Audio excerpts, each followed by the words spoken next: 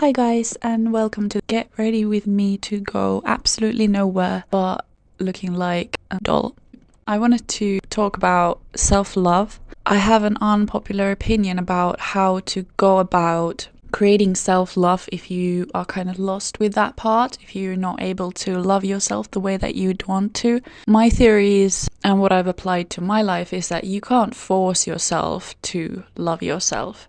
Just like you can't force yourself to love anyone. And so my theory is that instead of trying to simply force yourself to love yourself, you have to make yourself lovable to yourself. I think the standard belief is that if you don't love yourself, it's because of your childhood and what other people made you believe about yourself, but that they're wrong and you're totally lovable as you are. While that may be true objectively, it might not be true for you, because let's say your childhood circumstances made you feel like you have to believe that you're not lovable, say abandonment, neglect, whatever. You had to believe, well, this is happening because I'm not lovable. Now what happens is that subconsciously, the more you start believing this, the more you start manifesting an unlovable version of yourself in your life in order to further explain why these things are happening to you.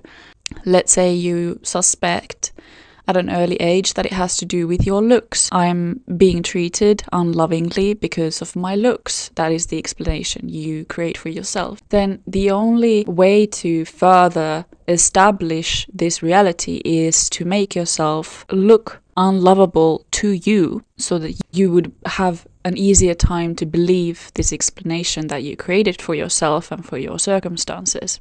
Now, I really don't think that the way to go about loving yourself again is to now force yourself to love the version of yourself that you created out of trying to explain to yourself why you're not lovable. I believe that the only way to actually start loving yourself is to create a version of yourself that you in fact do find lovable. And this is not something you can simply choose. All of us have a value system, an internal value system that activates love when we recognize it in our outer world. You can't simply force yourself to love yourself unless you showcase characteristics that your value system loves.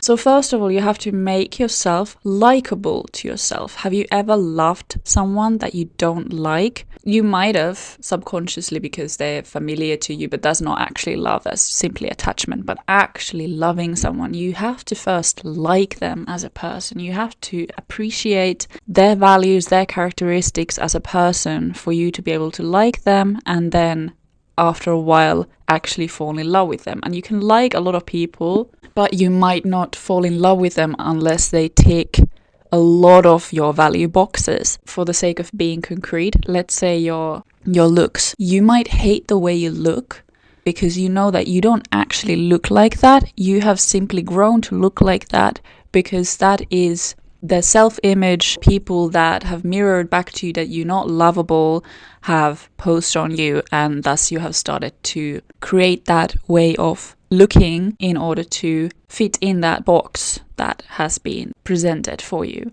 And that is why you don't like the way you look, because you're not supposed to look like that, you know. It's all epigenetics. We can change the way we look with the power of our subconscious mind, with the power of our emotions. You know, emotions directly affect how the body is forming itself, muscles, joints, everything. Now, let's say you choose to embark on the journey of learning to love yourself. So first you have to create a version of you that you like. Start doing the things that you would like in yourself. You could imagine, well, if I do this, I would like myself more. Start doing those things. Start with something that seems possible, because a lot of these things that I'm going to tell you may seem impossible to you. So start with things that seem possible.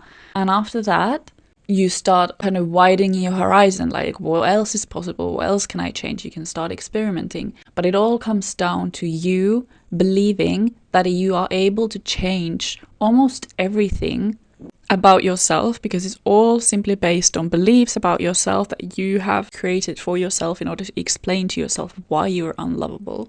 So we are here dismantling this belief system. And I believe this way you will break the chains of control that your past has posed on you, and you become a free being And a free being is someone you can love, because then you don't feel like a victim. Because as long as you feel like a victim, you're not able to love yourself. Not really. You're not even able to like yourself, because you feel like the part of yourself that is a victim can't save you. And we essentially love people that can make our lives better. That's very biological. We see characteristics in people like bravery, strength, authenticity, whatever you value, what your value system values.